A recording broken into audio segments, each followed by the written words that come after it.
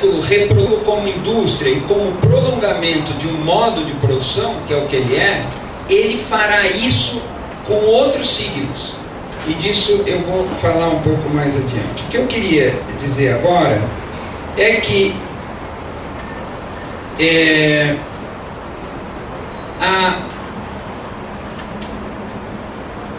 eu estou, como qualquer um de nós, exposto, portanto, a pelo menos duas categorias de temporalidade.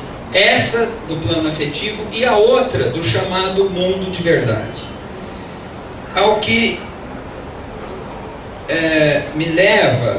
me leva a pensar sobre as medições dessa temporalidade, sobre a maneira de organizar e se relacionar com isso que flui inapelavelmente. É preciso, se não há como controlar, é preciso medir para prever. E aí surgem os equipamentos de medida do tempo, e isso tem tudo a ver com a fotografia. O relógio, e aí eu vou ler um trecho aqui. O relógio é ele também uma invenção da história. Não existe desde sempre, nem terá para sempre a aura de máquina imprescindível. Ele ganha centralidade como equipamento social no exato momento histórico em que a mercadoria trabalho, emancipada do corpo do trabalhador, precisa de uma outra forma de medida. Uma outra forma de medida que não seja aquela dada pela propriedade do corpo do escravo ou do servo pelo senhor. Antes disso, antes dessa consideração, ler aqui uma outra coisa. Eu vou inverter a cronologia. Mais que medir o fluxo do tempo, o relógio é a prova social de que esse fluxo desfruta do estatuto de verdadeiro como se fosse um dado da natureza, a tal ponto que nada parece funcionar sem o auxílio da contagem das horas. Nada, nem uma câmera fotográfica. Ela traz no seu interior um cronômetro que esquadrinha o fluxo dos segundos e retira dali o tempo de exposição, ou seja, o pedaço do tempo que será eternizado na fotografia. A nossa câmera Canon AE1 tem o seu relógio interno, o seu escrutinador mecânico eletrônico que mede o tempo de exposição. Algumas que já manuseei conseguem dividir um segundo em 4.000 partes iguais, isso que é uma bobagem hoje. Há de haver outras mais precisas e mais potentes. Elas prometem: vou te presentear com 1/8 de segundo desse cenário. É uma promessa irresistível. A ferramenta do olhar social, que é a câmera fotográfica, ou seja, uma ferramenta do olhar social, esquarteja a nossa memória mais onírica a pretexto de revelá-la aos olhos nossos saudosos do presente e não do passado. Ou, olhando pelo avesso, ela consegue de fato revelar para nós a nossa própria memória, nem que para isso seja necessário esquartejá-la. A fotografia é o relógio que arranca fragmentos da vida para armazená-los na posteridade, como um banco de sêmen. A fotografia é o relógio carnívoro.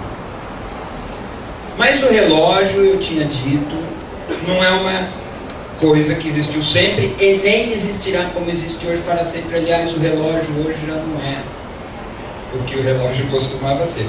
O relógio mede a força de trabalho comprada pelo capital e faz muito mais.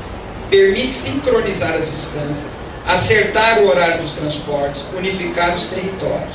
Por isso o relógio, como ferramenta social, é contemporâneo dessa expansão da modernidade. Já na Idade Média, é o projeto da medida universal, no fim da Idade Média. Progressivamente, as jornadas de trabalho são delimitadas pelo movimento dos ponteiros, o que vai se consolidar na Revolução Industrial. Símbolo do poder político, que então se confunde com o religioso, e símbolo do controle das jornadas das fábricas, o relógio ocupa tanto os locais de produção industrial como os centros urbanos, onde se vê elevado ao mais alto das torres e dos campanários. O controle do tempo e o controle social se mesclam. Os relógios no alto das edificações encarnam a ordem política, econômica e religiosa e pagam por isso. Quando as revoluções eclodem, eles são identificados com a hierarquia a ser derrubada. E em seu ensaio sobre o conceito da história, Benjamin conta que eles foram alvejados pela Revolução de Julho em Paris. Aspas. A Revolução de Julho registrou ainda o incidente em que essa coincidência se manifestou. Terminado o primeiro dia de combate, verificou-se que em vários bairros de Paris, independentes uns dos outros, na mesma hora, foram disparados tiros contra os relógios localizados nas torres. Se o relógio faz crer no seu poder de disciplinar a sociedade, a câmera, dispondo do seu timer embutido, anima o fotógrafo a crer em seu poder de recortar a passagem do tempo em chapas e transformá-las num discurso visual com objetividade, que vem de objetivo. Assim a câmera prolonga ou mais ainda realiza a subjetividade do fotógrafo.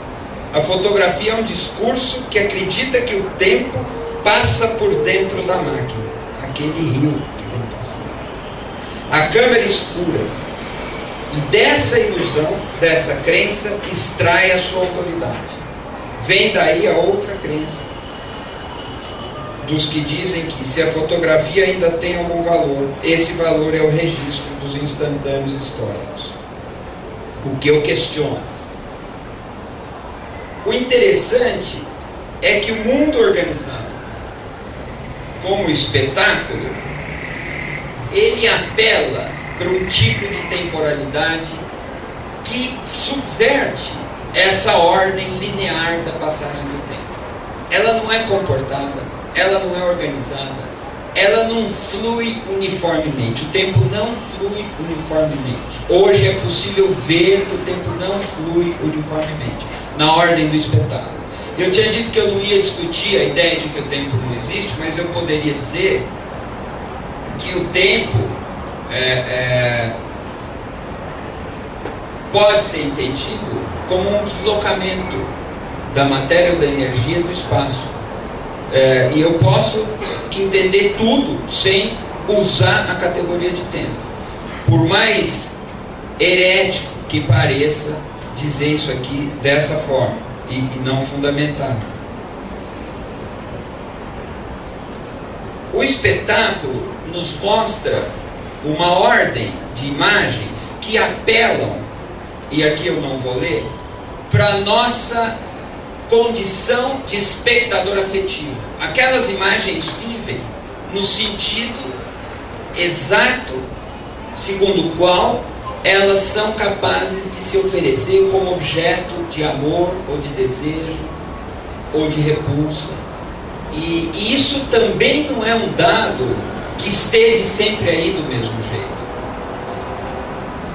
Se essas imagens que fluem e em profusão apelam para catalisar e cristalizar o olhar em torno de si no seu deslocamento, e aí elas se fixam,